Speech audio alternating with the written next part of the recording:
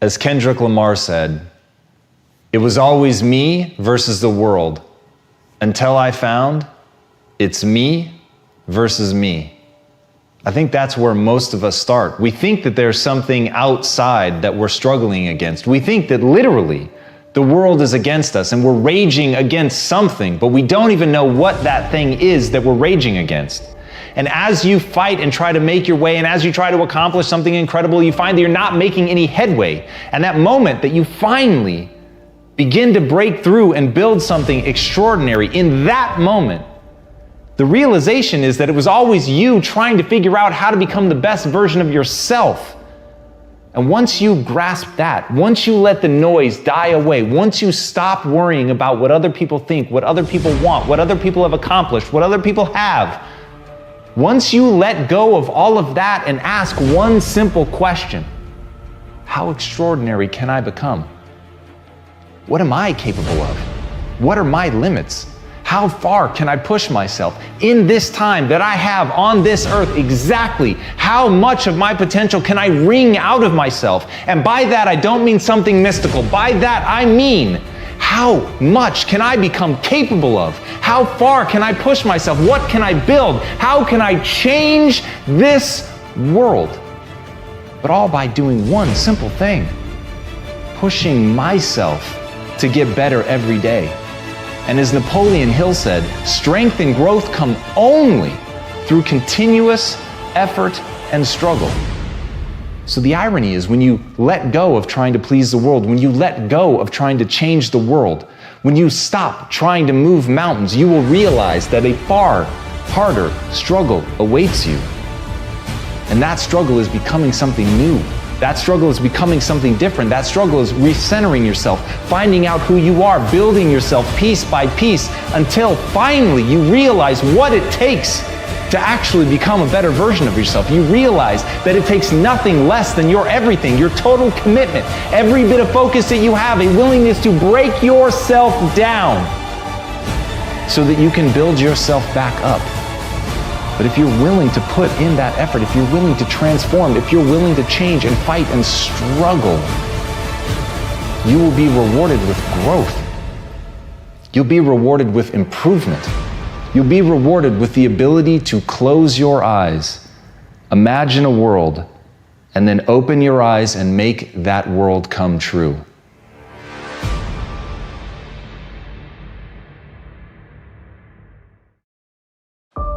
As Maya Angelou said, if you don't like something, change it. If you can't change it, change your attitude. That's some of the best advice you're ever going to hear.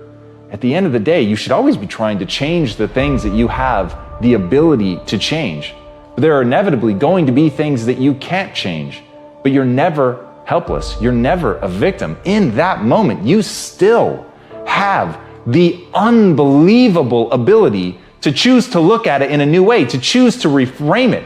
And in that reframing, you change everything. You don't just change your own neurochemistry. You're not just changing the way that you feel. You're actually changing the way that you're going to approach the problem. Something that was moments before, something that seemed impossible, something that was breaking your will to continue to fight, with a change in attitude becomes something completely different. And as Hans Selye said, adopting the right attitude can turn a negative stress into a positive one. And that game of mental jujitsu is what it's about. That game of flipping something on its head, of turning something around, of seeing it in a new way so that you can act in a new way, is how you make forward progress. And understanding that, understanding the need to take control of your perceptions, understanding that, understanding your need to change your perspective, that's how you begin to get ahead. Once you understand that your perspective is a choice, it is not objective truth. Burn that into your mind. It is not objective truth. The world that you see around you is simply the perspective through which you see it. All of life is a funhouse mirror. And when you acknowledge that, when you understand that you're looking at a distorted view of the way the world is, you realize that you can adopt a different distortion. You can adopt a distortion that allows you to see things more clearly, that allow you to see things in a way that empower you. And that should always be the first step, is figuring out not what is, not what you can change, but instead understanding what you need to change it to. and understanding that that change comes from inside you.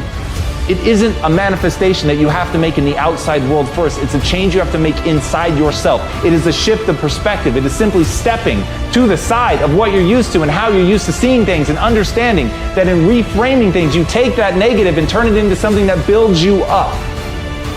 But you've got to choose. You've got to decide.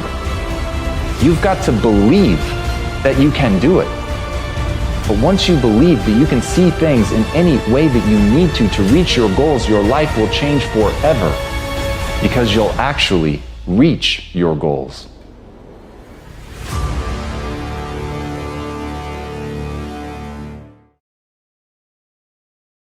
As Martin Luther said, even if I knew that tomorrow the world would go to pieces, I would still plant my apple tree. Some things you build whether you can control the outcome or not. Sometimes it's the process that is the thing that's meant to be enjoyed. It's the process that you're meant to invest in. And rather than always thinking about the goal, the outcome, or what you're going to get out of something, focus on the something.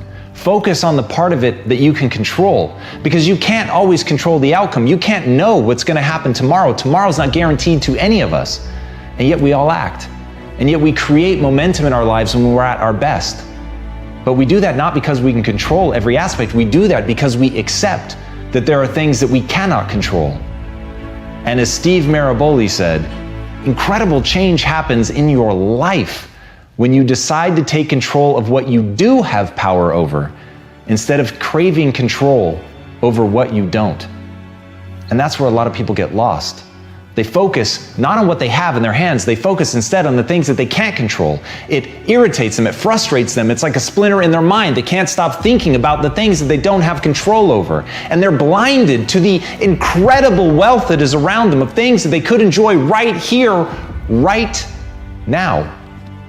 That's why gratitude is such an empowering practice, to sit there and not think of the glorious things may await you in your future, but rather to think about the things that you have here in this moment. Oxygen in your lungs, a simple breeze on your face, a window in your house, someone that you love, someone that loves you. Nothing that costs money, nothing that was the pot of gold at the end of a glorious rainbow. It's not even about becoming something extraordinary and waiting for the results of that.